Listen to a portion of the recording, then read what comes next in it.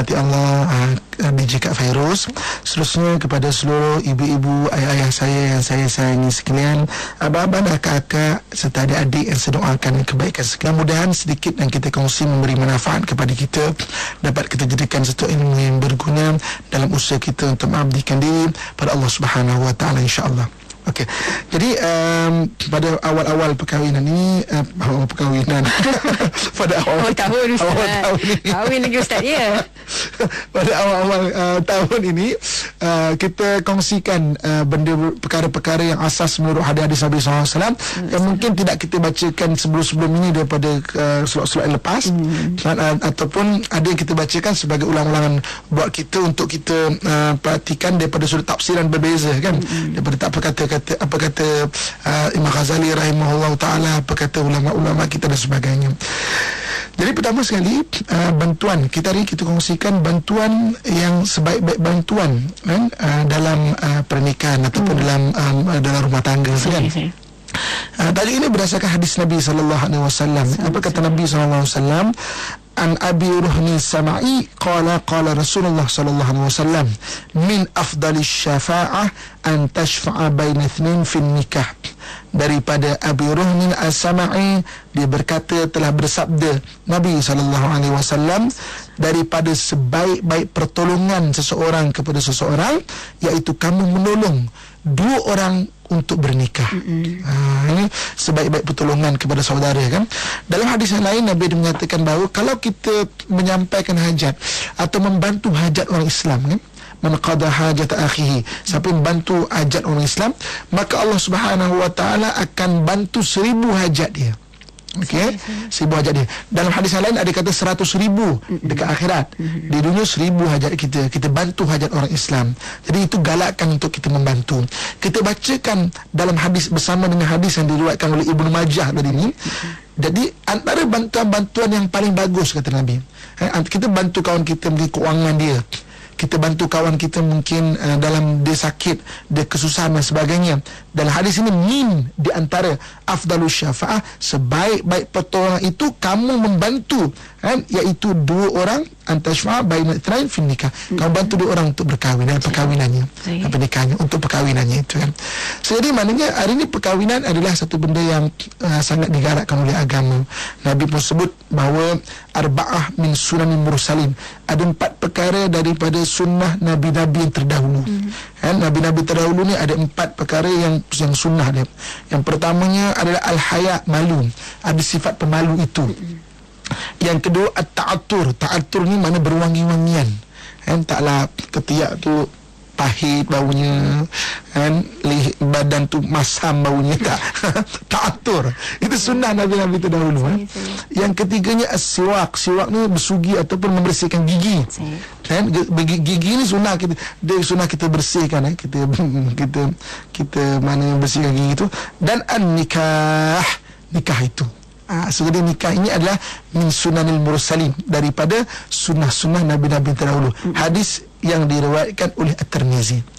Jadi benda yang disebut Nabi SAW ini, kita membantu ke arah pernikahan adalah min afdalis syafa'ah, sebaik-baik bantuan itu. Dan sebaik-baik bantuan dalam kita dalam seorang itu iaitu daripada kita membantu dia untuk bernikah. Hari ini kita nak kongsikan ibu-ibu, ayah-ayah, abang-abang, kakak yang saya doakan yang kebaikan sekalian kan. Apakah sebaik-baik bantuan itu? Apa benda yang kita nak bantu daripada sudut seseorang itu ingin bernikah? Apa bantuan dia? Bantuan ini ada 2 bentuk dia. Yang pertamanya bantuan daripada sudut yang zahir dia. Dan zahir ni yang nampak bantuan yang daripada sudut yang nampak lah kan? Maksudnya bantuan sudut nampak ni, ada orang yang berkahwin keuangannya tak cukup kan? Dia punya kemampuan itu kurang kan? Ada kemampuan tu ada, tapi tidak nak dapat selonggok tu tidak ada. Kadang-kadang orang boleh, macam hari ni kita beli kereta contoh kan, atau beli rumah kan, nak selonggok sampai 200,000, 300,000 tu tak ada. Tapi kalau dibagi peluang satu orang yang membantu kita, bulan-bulanan itu boleh diuruskan. Macam tu juga ada orang hari ni nak bernikah untuk sekepuk tu kan, tak ada.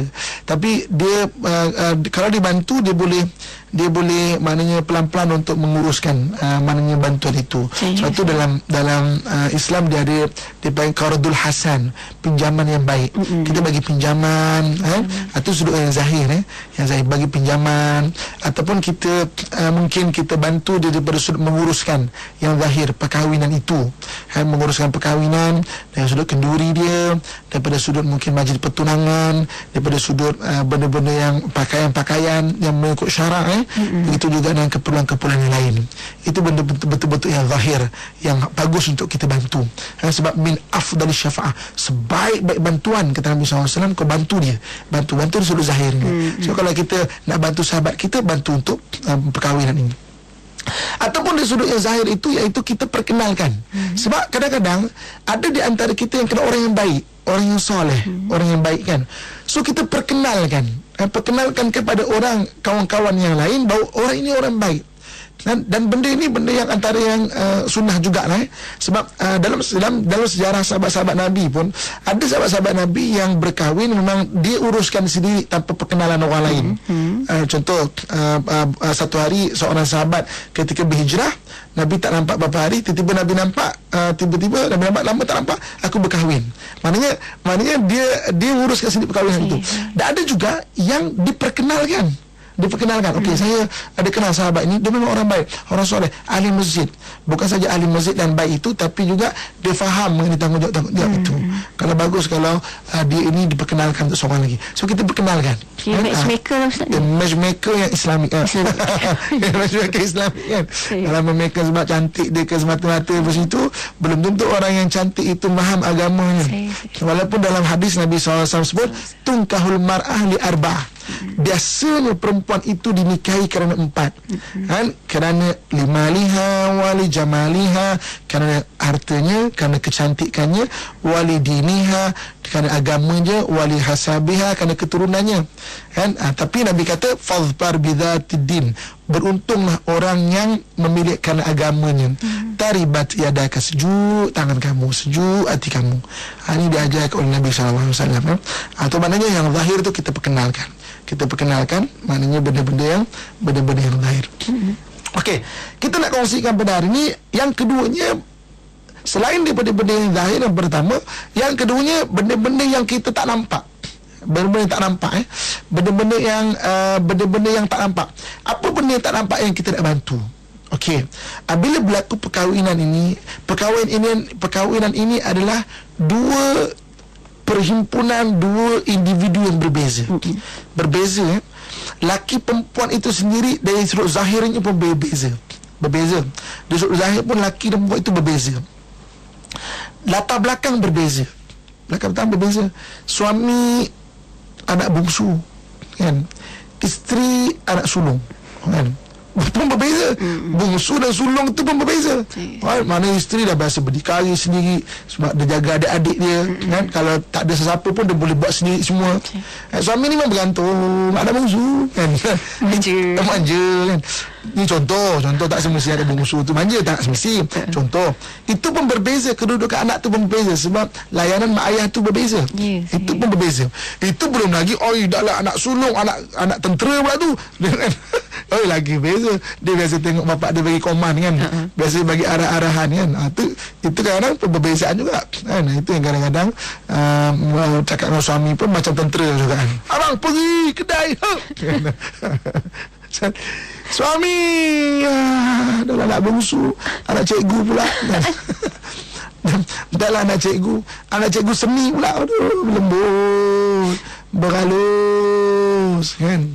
Mak suami berhalus, ayah suami berhalus, suami itu pun sendiri berhalus. Mana suami dan keluarganya makhluk halus, halus.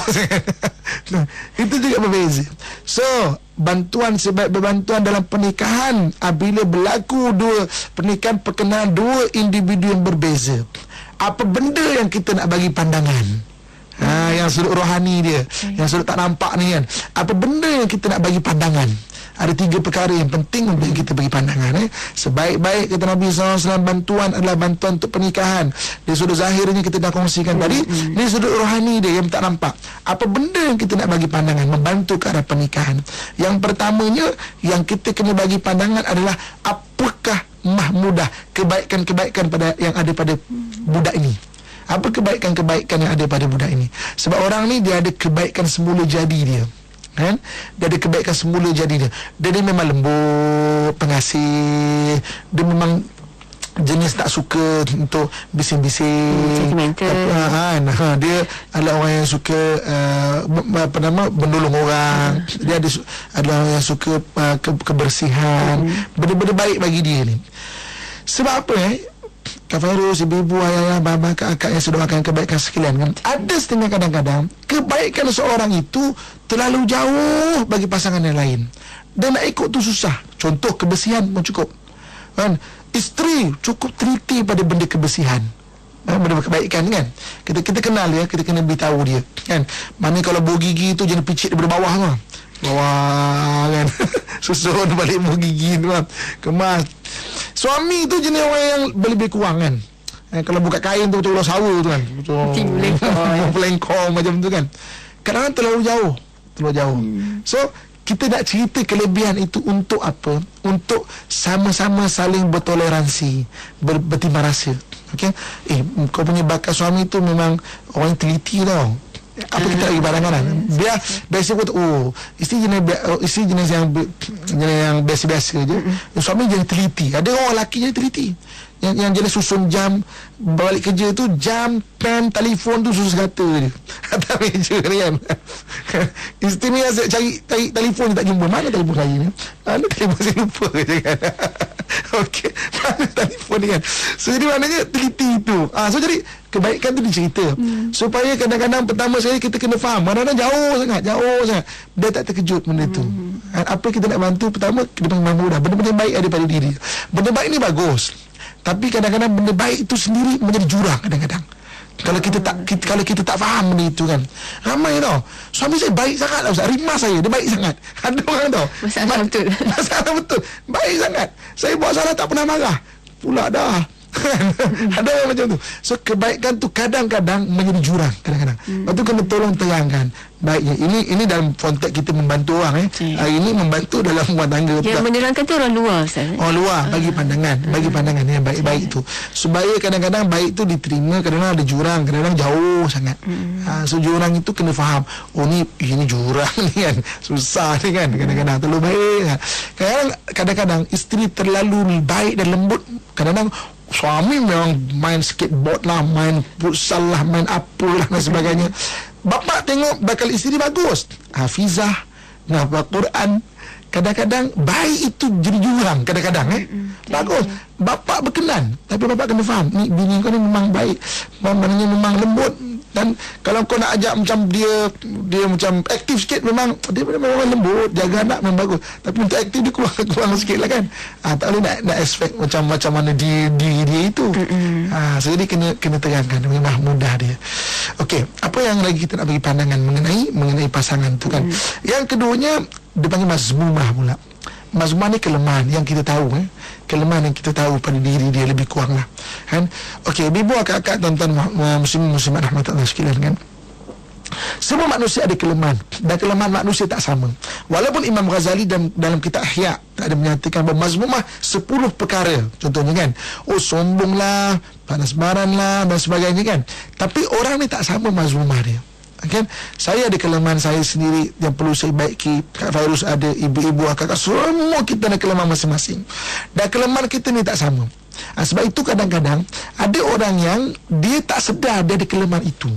Dia tak sedar, terbentuk dia tu daripada kecil, kebetulannya memang daripada maknanya mak ayah yang tak tahu ke mana, dibeli oleh nenek. Okey, bagus, dia ada sifat berdikari, tapi oleh kerana dia terlalu berdikari, dari sudut perasaan dia kurang. Dia kurang untuk memahami perasaan orang lain. Dia kira dia je. Itu satu kelemahan tu.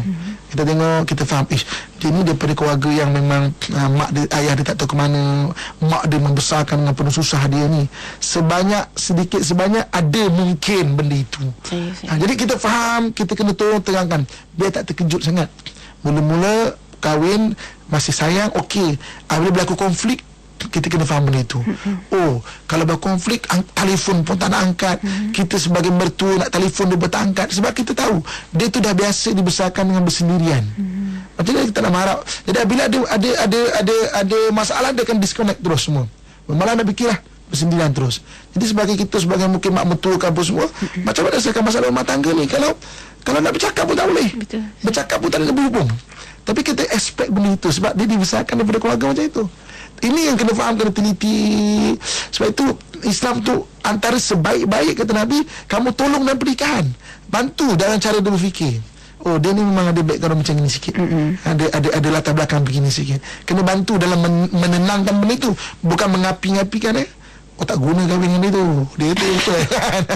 Ada yang cucuk Itu bukan bantu. Itu bukan bantu. Itu tak macam mana hadis ni. Itu tak bantu. Ini bantu tu kita bagi pandangan. Yang keduanya itu mazumah dia. Saya. Kan? Yang kita kenal. Sebab kadang-kadang latar belakang ni memang dia mewarnai serba sedikit perwatakan seorang itu. Maknanya latar belakang ni kan. Dia adalah orang yang mungkin alhamdulillah, mana ayahnya itu cukup tekankan dia punya pembelajaran, belajarnya okey, kerjayanya okey. Tapi oleh kerana ayah dia tu biasa tekankan benda-benda itu, dia mungkin ada sifat yang keras juga. Dia ada sifat yang keras. Kalau dia kata apa-apa, ini aku, sebab ayah aku macam tu. Itu kena faham. Oh, kenapa dia jadi macam ni? Bagusnya dia ni. Bapa dia dapat mendidik anak dia memang jadi yang bagus sangat. Maksudnya dia ada didikan yang tegas kat situ. So jadi bila anak kita sebagai menantu datang ke keluarga dia, kita jangan expect macam mana kita mendidik anak kita. Ada benda-benda tegas yang mungkin akhirnya jadi jurang. Benda-benda itu benda-benda kena beri pandangan, kena perhati, kena tengok. Sebab sebaik-baik bantuan, orang bantu untuk orang untuk bernikah, perhatikan untuk tenangkan dia. Kita tengok, walaupun kita kagum macam mana dia membesarkan anak perempuan dia tu, baik orangnya, pandai dia menjaga hati, tapi mana ada ketegasan daripada mak bapak dia. Bila benda tu ada, mana anak tu pun ada macam tu juga. So kalau sekali bertegas, dia tiba-tiba ada satu pertentangan, dia bertegas yang kau terkejut pula. Terkejut pula. Kita tengok anak tu bagus. Bagus tu kena, dia dibesarkan dengan satu bentuk ketegasan kan. Itu benda yang kita kena tolong untuk memberi pandangan. Sebaik-baik beri pandangan itu adalah beri pandangan orang nak berdua bernikah, kata hadis Nabi SAW ini.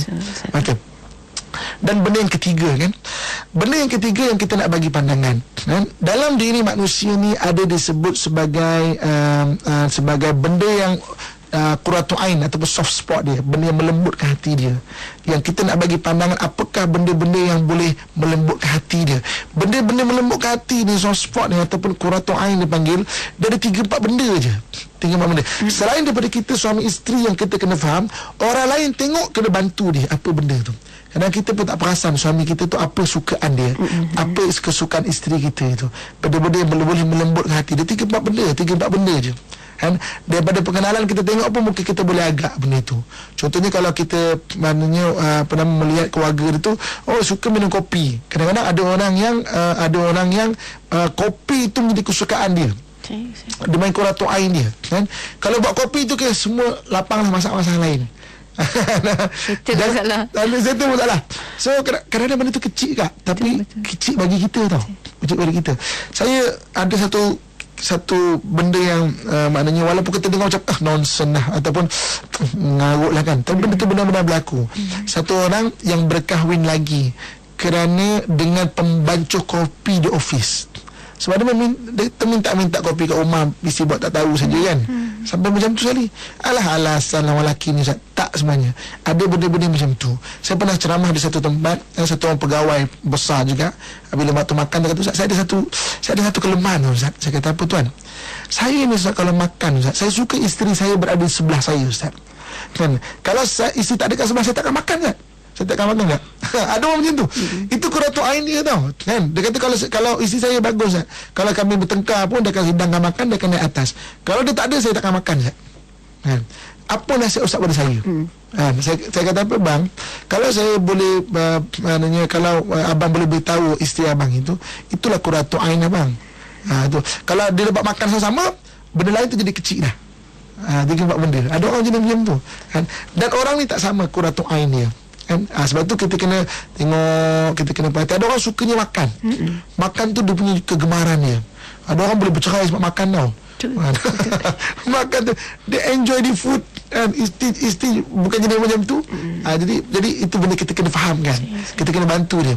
Kau punya suami ni dia minat sikit benda macam itu. So jadi bila minat sikit benda macam tu, kau kena belajar masak lah. Contohnya kan, Ada orang kadang-kadang bukan itu. Qurratu ain dia mungkin benda-benda hadiah-hadiah. Suka kalau suami dia pergi jauh, hadiah-hadiah kecil-kecil pun jadilah. Kalau takrifan dia, kalau tak hadiah tu mana tak ingat kat dia tu.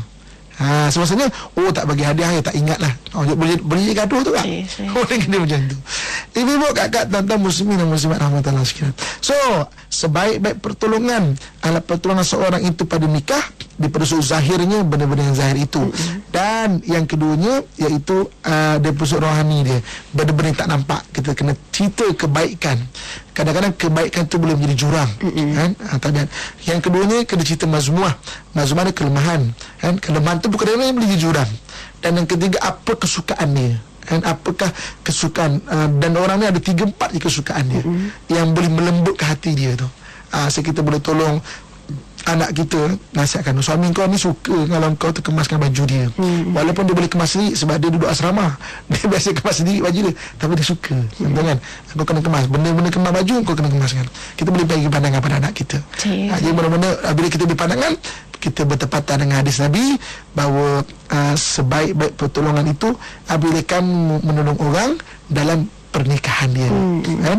Dalam dunia pernikahan dia tu. Terima kasih Ustaz. Saya kira apa yang disampaikan oleh Ustaz untuk sesi kita kali ini juga melibatkan mereka ataupun sahabat-sahabat maupun saudara-saudara yang berada di sekeliling memainkan peranan dalam pernikahan sesuatu pasangan. Alhamdulillah.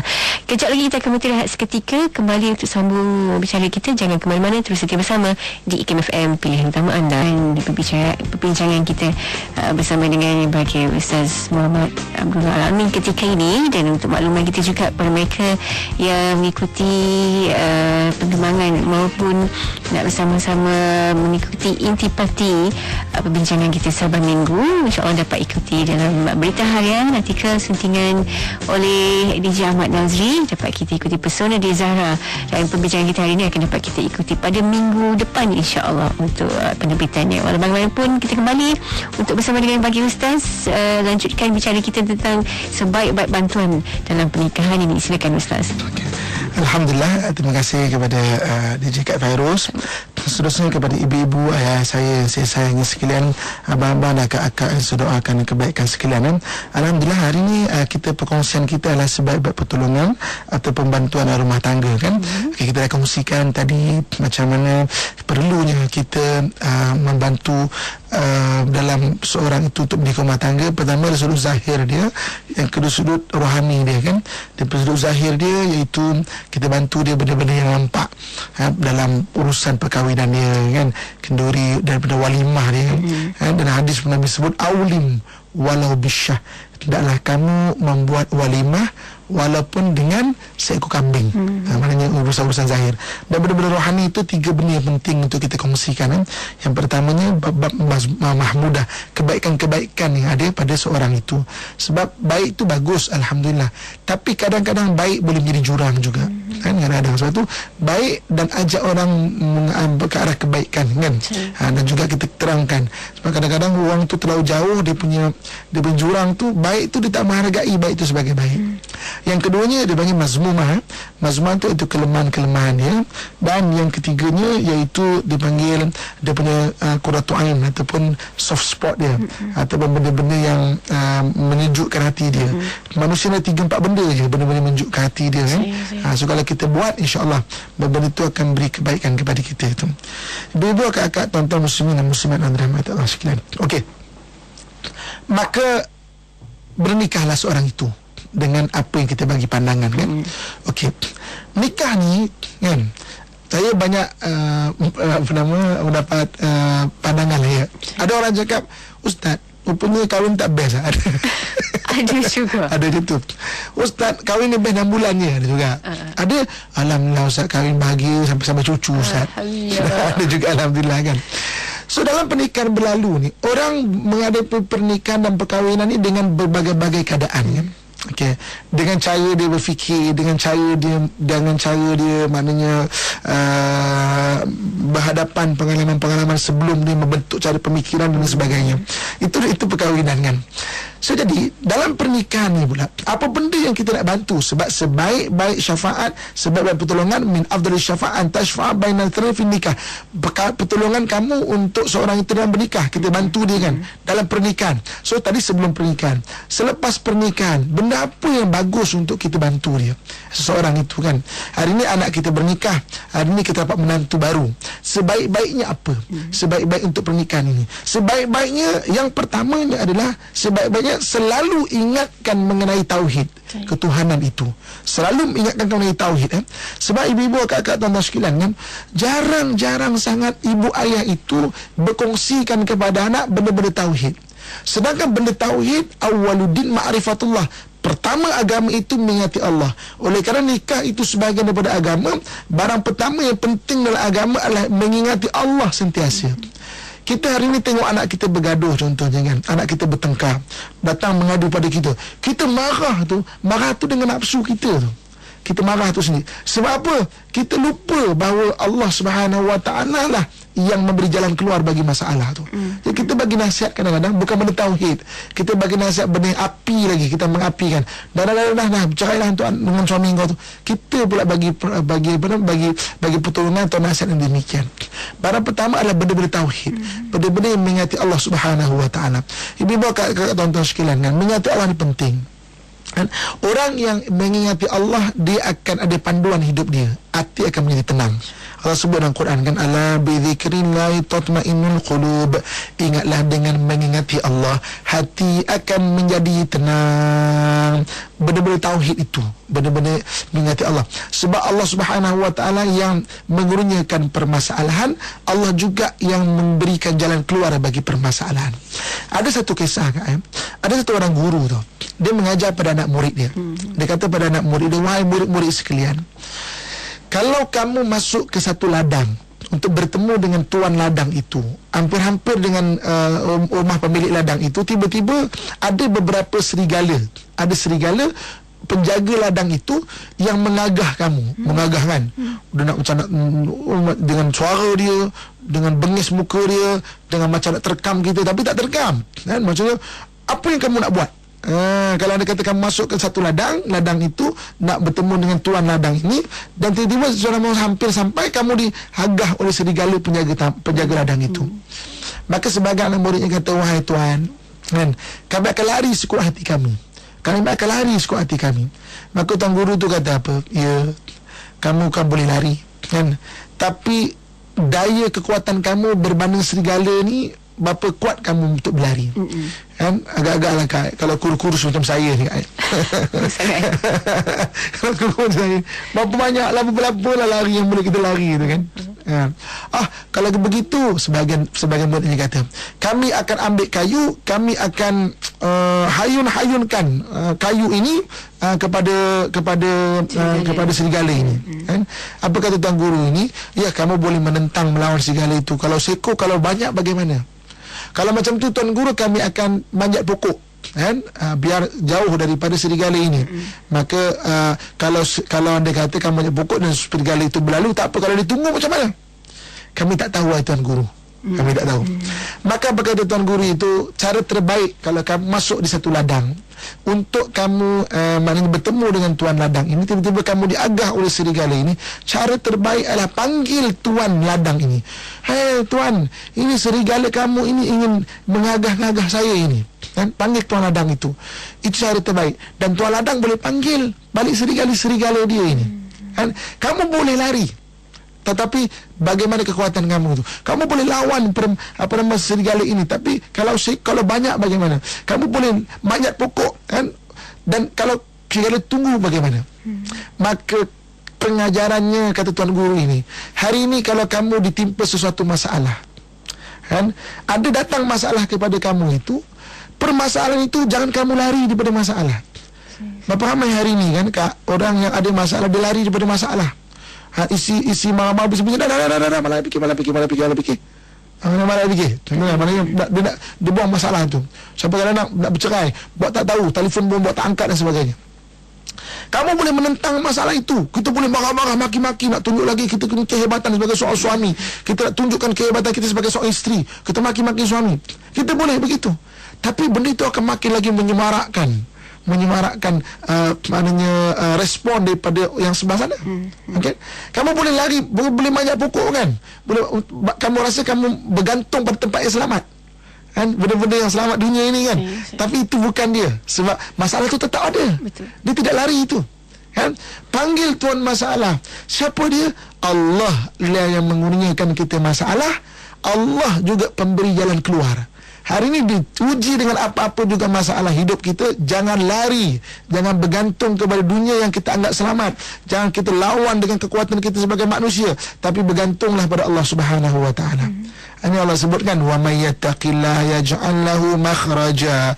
Siapa bertakwa kepada Allah, diberi jalan keluar bagi permasalahannya, wa yarzuqhu min haitsu la yahtasib, dan direzekikan dari sumber yang tidak disangka-sangka. Ini bantuan yang kita nak bagi kepada anak kita. Sebelum lagi permasalahan rumah tangga berlaku pada kita ke, pada anak kita ke, pada orang sekeliling kita, ingatkan mengenai tauhid pada Allah Subhanahu wa taala. Ingatkan mengenai tauhid. Kita hari ini ada masalah dengan isteri kita, contohnya suami kita. Kita jangan lawan masalah itu. Kita nak cerita aku soal suami, kita tengking isteri kita, kita maki isteri kita, kita rasa sebab aku suami, nak tunjuk kuasa sebagai suami. Benda itu tidak merespon yang baik sebenarnya. Jangan kita lari, buat tak tahu, telefon pun tak angkat, 2-3 hari tak balik, sebulan tak balik. Jangan pula, jangan juga begitu. Jangan juga kita bergantung pada benda yang kita rasa selamat dunia. Oh, mentang-mentang mak ayah kita bela kita lari tinggal suami kita duduk dengan mak ayah. Belum tentu. Balik pada Allah Subhanahu wa taala. Sebab Allah yang bagi jalan keluar bagi segala permasalahan kita. Benda-benda tauhid kena kuat. Sebab apa ibu-ibu, ayah, bapa, kakak sekalian, kita di inna lillahi wa inna ilaihi raji'un. Kita datang daripada Allah dan kita akan pulang kepada Allah Subhanahu wa taala. Sebab itu Allah tunjukkan jalan dia, kan? Kita nak lawan masalah kita ni dengan kita sendiri, kita tak mampu. Kita manusia lemah. Kita ada cara pemikiran yang terbatas. Kita walaupun ahli konseling sendiri pun ada masalah rumah tangga, dia terpaksa meminta bantuan kawan konseling dia untuk konsel dia. Minta bagi nasihat dia. So hari ini nasihat seorang belum tentu kalau tidak balik pada tauhid itu. Kalau sebagai kita sebagai manusia, 1001 teori dibentangkan, sebagai manusia tetap manusia ada kelemahan. Balik kepada Allah Subhanahu wa taala. Hari ini ada masalah ibu-ibu, kakak yang mungkin diuji dengan masalah kan. Suami macam-macam hal. Bangunkan sendiri, dirikan malam sembahyang, baca doa, berzikir, mohon pada Allah Subhanahu wa taala. Kadang-kadang kita diuji pada hari ini, ujian itu memang beri kebaikan kepada kita. Kita memang tak tahu, semuanya adalah atas hikmah Allah Subhanahu wa taala. Mungkin untuk jentik kita yang lama mengabaikan tanggungjawab kita. Kita lama mengabaikan sebab kita rasa zon selesa. Alah, aku tengking suami pun, suami boleh buat apa pun. Jadi Allah jentik sikit, jadi suami jadi macam itu dan sebagainya, untuk baiki diri kita, untuk baiki suami itu. So balik pada Allah Subhanahu wa taala. Jadi bantuan kita kepada pasangan kita dalam menikah, pertama sekali selalu ingatkan benda-benda tauhid, benda-benda pergantungan kepada Allah Subhanahu wa taala ini. Hari ini kan ibu-ibu, akak-akak, ayah, abang-abang, adik-adik yang saya sayangi sekalian kan, kita mempelajari kalimah la ilaha illallah. Dengan orang Melayu kita terjemahkan la, tiada ilaha Tuhan illallah, melainkan Allah. Tiada Tuhan melainkan Allah. Itu satu yang baguslah untuk kita maksudnya faham maksud dia kan. Tapi sebenarnya ilah dalam kalimah thayyibah la ilaha illallah itu, ilah itu sebenarnya adalah 99 nama Allah dalam rantaian Asmaul Husna. Itulah ilah. La ilaha illallah bermaksud tiada mengasihi melainkan Allah. La ilaha illallah bermaksud tiada memberi rezeki melainkan Allah. La ilaha illallah bermaksud tiada memberi jalan keluar melainkan Allah. La ilaha illallah bermaksud tiada segala-galanya melainkan Allah. Itu tauhid. Itu kena ingatkan diri kita, keluarga kita dan kawan-kawan sekeliling kita, terutama dalam pernikahan. Sebab dalam perkahwinan ni memang sedang, bawa kata orang Melayu kan, sedangkan lidah lagi tergigit, apatah lagi suami isteri. Saya pernah buat satu kursus kekeluargaan. Habis ceramah, lepas ketika soal jawab, ya Ustaz, memang sedangkan lidah lagi tergigit Ustaz, tapi saya sebagai isteri Ustaz, saya nak jadi gigi Ustaz, biar suami jadi lidah, dia je nak menggigit. Okay. Dia tidak menggigit kan. Suami dia jadi lidah. Tapi maksudnya memang berlaku ada permasalahan-permasalahan kan, diuji dengan permasalahan-permasalahan. Tak apa, balik ingatkan tauhid Allah Subhanahu Wa Taala. So apa kita nak bantu kan? Bantu untuk dia mengingati Allah, bantu diri kita untuk mengingati Allah, bantu orang sekeliling kita untuk mengingati Allah Subhanahu Wa Taala. Itu sebaik-baik bantuan mengikut hadis Nabi SAW dalam pernikahan. Okey. Yang keduanya, apa benda yang keduanya yang bagus untuk kita bantu dia, bantu dalam pernikahan? Yang keduanya, ingat-ingatan di atas tanggungjawab. Kan? Setiap seseorang itu dia ada tanggungjawab dia. Bila dia berakad nikah dia, aku terima nikahnya itu. Dia bukan terima sebagai seorang isteri, sebagai perempuan itu semata-mata, bukan. Apa-apa yang berada dalam tanggungan wanita ini menjadi tanggungan dia sekarang. Apa-apa tanggungan. Hari ini seorang suami, bila dia berakad nikah, aku terima nikahnya, apa-apa juga tanggungan isteri itu ada jatuh ke tangan suami ini. Kalau isteri itu ada berbuat dosa, kena wajib tegur dah. Kalau dia tak tutup aurat, dah wajib tegur dah. Sebab dosa itu juga tanggungan pada suami itu. Okey? Kalau anda kata dia ada tanggungjawab itu juga jatuh pada suami itu. Kan? Kalau anda kata kahwin dengan satu orang ibu tunggal contohnya, dia ada anak-anak. Kita tak boleh kata anak-anak kau duduk rumah mak kau. Tak boleh, aku tak nak pun. Aku nak kahwin dengan kau je. Tidak. Kita berkahwin dengan seluruh tanggungan apa yang ada pada perempuan itu. Kalau adik-beradik isteri kita itu semua perempuan, ibu dan ayah dia itu jatuh kepada setiap suami yang kahwin dengan perempuan ini. Kan ibu ayah, sebab ibu ayah, takrifan ibu ayah yang Quran sebut wala takul lahum uffin, jangan kamu kata kepada ibu ayah itu 5 jenis mak ayah. Mak ayah kandung, mak ayah susuan, mak ayah tiri, mak ayah mertua, mak ayah angkat yang jaga kita daripada kecil. Jadi mak mertua macam mak kita. Kita berkahwin dengan satu orang perempuan, mak mertua itu juga mak kita. Kita tak boleh nak musuhi dia. Kita tak boleh nak kecil hati kalau dia marah kita. Kita tak boleh nak kecil hati kalau dia tegur kita. Diam saja. Dia mak kita. Walaupun dia marah tu mungkin melampau, dia mak kita. Kan kita kena sabar. Sebab tu orang lelaki ni bukan senang. Dia kan dia tanggungjawab dia besar. Kan? So kita ni sebagai orang yang sekeliling dia, keduanya ingatkan benda-benda tanggungjawab. Sebab tanggungjawab ni kadang-kadang orang lupa. Tanggungjawab nafkah. Berapa ramai kadang-kadang hari ni orang dia dah biasa hidup sendiri. Hari ni beli nasi makan seorang-seorang dia. Tiba-tiba ada isteri nak makan berdua. Ada orang boleh faham benda itu. Ada orang tak boleh faham tak? Ada orang tak boleh faham tau. Kita kata iya ke? Ya. Memang kita dalam IKIM dah lama ni kan. Orang berkongsi permasalahan. Saya pun di luar sana sebagai pengamal undang-undang syarak beribu kes. Kadang-kadang ada suami yang bawa balik laksa, beli sebungkus kat rumah, makan cepat-cepat. Ada tak? Kita dengar macam ada ke? Ada. Ya Allah, tolong baiki tanggungjawab. Bila kita ambil tu, kita ada tanggungjawab di isteri kita tu. Kalau kita tak mampu, terus terang cakap, kan? Saya tak ada kemampuan sekarang ini, minta maaf lah ya. Kan? So apa-apa lebih kurang tu maknanya minta halal lah. Kena lafaz benda itu. Bukan buat tak tahu kan. Makan seorang lagi bukira dan sebagainya. Sian kat isteri itu kan. Benda-benda tanggungjawab nafkah kan? Sampaikan pentingnya tanggungjawab nafkah itu Kak, ibu-ibu ayah saya sekalian. Sampai dikuat kuasakan melalui undang-undang yang ada di negara-negara termasuk negara kita Malaysia. Punya penting nafkah tu kan. Sampai dikuat-kuasakan undang-undang. Kadang-kadang hari ni suami tak bagi nafkah, pergi kuliah ustaz tegur pun tak jalan, pergi maknanya orang-orang yang berkelayakan tegur pun buat tak tahu, sampai boleh ditegur melalui undang-undang. Isteri boleh pergi ke mahkamah syariah, tuntut maknanya hak nafkah yang diabaikan oleh suami. Sadar macam tu sekali. Sebab apa? Sebab memang diingatkan. Peringatan tu perlu. Ada orang yang boleh diingatkan dengan tazkirah. Ada orang yang boleh kadang-kadang perlu diingatkan dengan kuasa undang-undang. Undang-undang tegur baru dia baru rasa rupanya maknanya hak-hak wanita ni dilindungi sampai ke peringkat negara. Bukan semata-mata kita saja. Bukan nak suka-suka nak pukul isteri lah, kita gajang isi dan sebagainya. Bukan isteri itu dia saja ada hak yang dikawal oleh negara kita, dikawal oleh undang-undang kita. Ada orang yang hanya boleh ditegur dengan undang-undang. Kalau itunya perlu, tegurlah dengan cara yang sewajarnya, seperlunya itu. So kena ingatkan benda yang kita perlu bantu. Sebab tu kawan-kawan kita dekat Jabatan Agama, bahagian undang-undang dan sebagainya, besar pahala tu. Kalau mengikut hadis yang diakan oleh Ibnu Majah ni, besar pahala tu.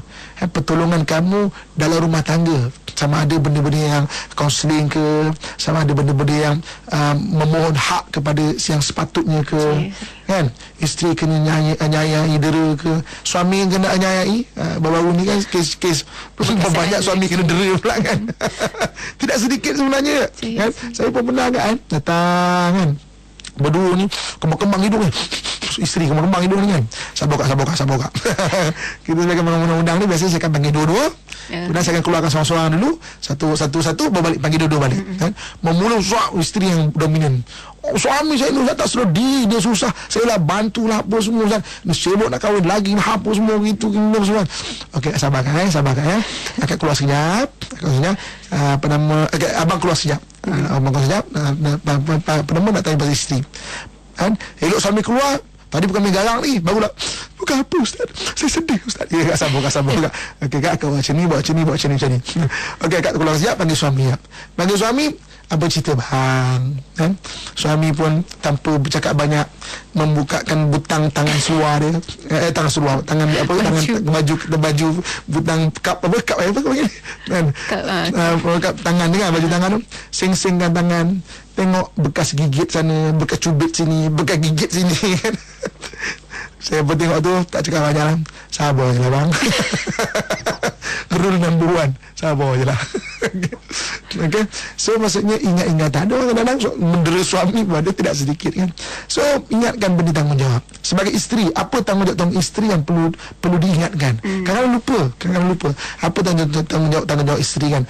Tanggungjawab isteri yang penting tu 3 perkara kan.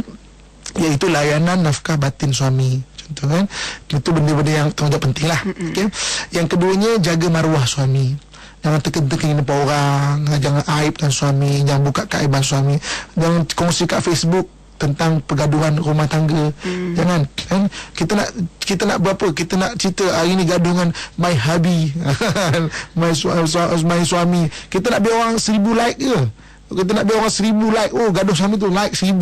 Untuk apa kita nak kongsikan kan? Dan juga makan dan pakaian suami. Makan pakaian suami sediakan.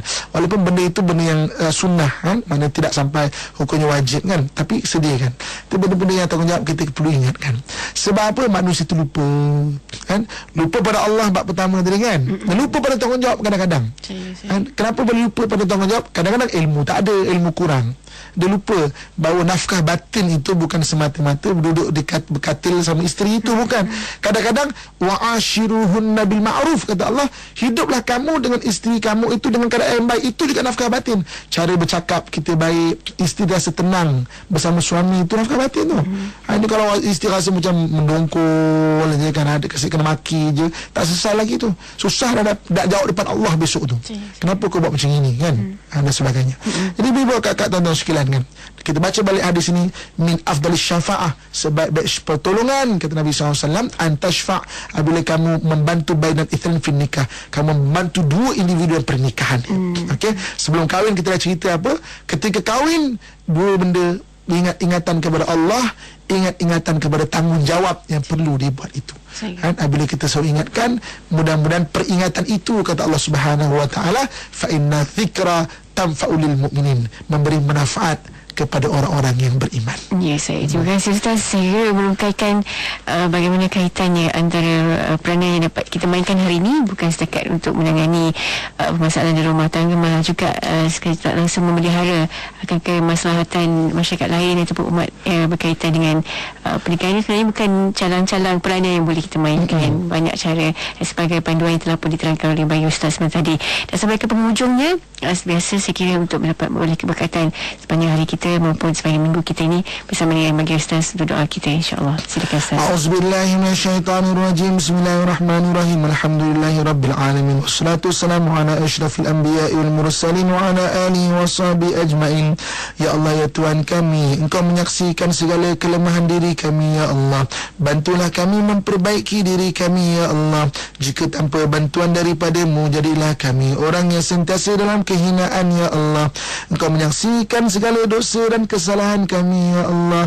Berikan pengampunan-Mu kepada kami ya Allah. Jika tanpa bantuan pengampunan daripada-Mu, jadilah kami orang yang sentiasa menganiayai diri kami ya Allah. Ya Allah ya Tuhan kami, Engkau menyaksikan segala kesedihan hati kami ya Allah. Berikan jalan keluar bagi segala permasalahan kami ya Allah. Jika tanpa bantuan daripada-Mu, jadilah kami orang yang sentiasa dalam kesedihan ya Allah.